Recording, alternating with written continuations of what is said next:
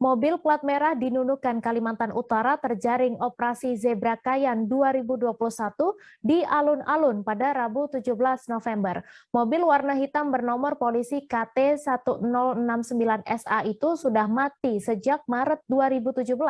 Untuk info selengkapnya akan disampaikan rekan jurnalis Tribun Kaltara, Febrianus Felis yang kini sudah terhubung bersama kami. Halo Felis. Ya, halo Mei. Silakan dengan informasi Anda, apa tanggapan dari pemerintah daerah dengan mobil plat merah yang terjaring operasi Zebra Kayan ini? Sudah 3 hari ini berlangsung operasi Zebra Kayan 2021 dan tadi berlangsung di alun-alun Kabupaten Nunukan. Dan dari 23 kendaraan baik roda 2 maupun roda 4 yang terjaring operasi Zebra, satu diantaranya merupakan mobil dinas bernomor polisi KT1069SA yang mana sudah mati sejak Maret 2017.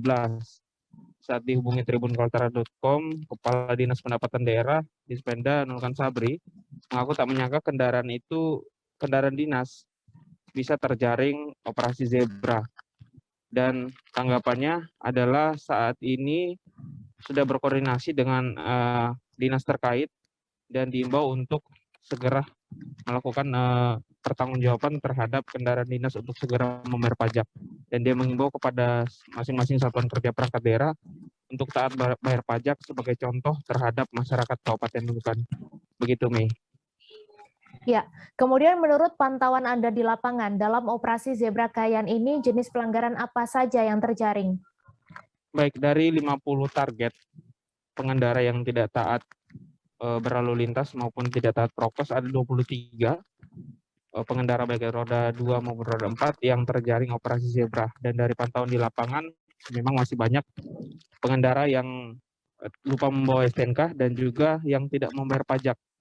Dan ada beberapa juga diantaranya pelajar yang tidak menggunakan helm, dan masih banyak juga pengendara yang tidak memakai masker, karena dalam operasi Zebra ini tidak hanya dilakukan penertiban lalu lintas, namun juga penertiban masker. Begitu, Mei. Lalu apa saja kegiatan yang akan dilakukan oleh Satlantas Nunukan untuk meningkatkan kesadaran masyarakat agar taat berlalu lintas dan patuh terhadap prokes? Untuk operasi Zebra sendiri masih akan berlangsung hingga 28 November ke depan, dan untuk kegiatannya tidak hanya berpusat di alun-alun kota, namun juga akan menyisir di sejumlah tempat yang ramai. Dan juga untuk kegiatannya tidak hanya berupa penertiban lalu lintas, tapi juga akan dalam waktu dekat akan dilakukan juga razia vaksin gitu terhadap mereka pengendara yang memang belum divaksin, akan diarahkan untuk ke pos Satlantas yang sudah disiapkan tenaga medis dari Polres untuk melakukan vaksinasi. Jadi sekali lagi bahwa operasi Zebra ini tidak hanya melakukan penertiban terhadap lalu lintas, namun juga penertiban terhadap masyarakat untuk lebih taat prokes. Dan di sejumlah titik juga sudah dilakukan pemasangan spanduk untuk taat lalu lintas dan juga taat protokol kesehatan. Begitu, Mei. Baik Tribuners, wartawan kami juga telah melakukan wawancara dengan Kasat Lantas Polres Nunukan. Berikut tayangannya untuk Anda. Ini hari ketiga, dimulai dari hari Senin kemarin, ini hari yang ketiga. Jadi untuk pelaksanaan operasi Zebra kali ini mungkin berbeda dengan beberapa tahun yang lalu, khususnya sebelum COVID. Untuk yang kali ini memang kita mengedepankan bagaimana cara kita selain mengedukasi masyarakat untuk tertib lalu lintas, kita juga menekan masyarakat untuk yang pertama selalu taat protokol kesehatan. Kemudian yang berikutnya adalah bagaimana percepatan vaksinasi itu sendiri. Nah, kalau yang tadi kita lihat bersama adalah kita kerjasama dengan OPDD Samsat, khususnya untuk peningkatan pajak. Jadi kenapa kita laksanakan seperti ini, selain ajang sosialisasi juga kepada masyarakat bahwa memang sampai tanggal 31 itu ada program pengurangan pajak. Kalau denda sudah nggak ada, itu sampai tanggal 31 Desember. Jadi kita tidak laksanakan penilangan, tidak.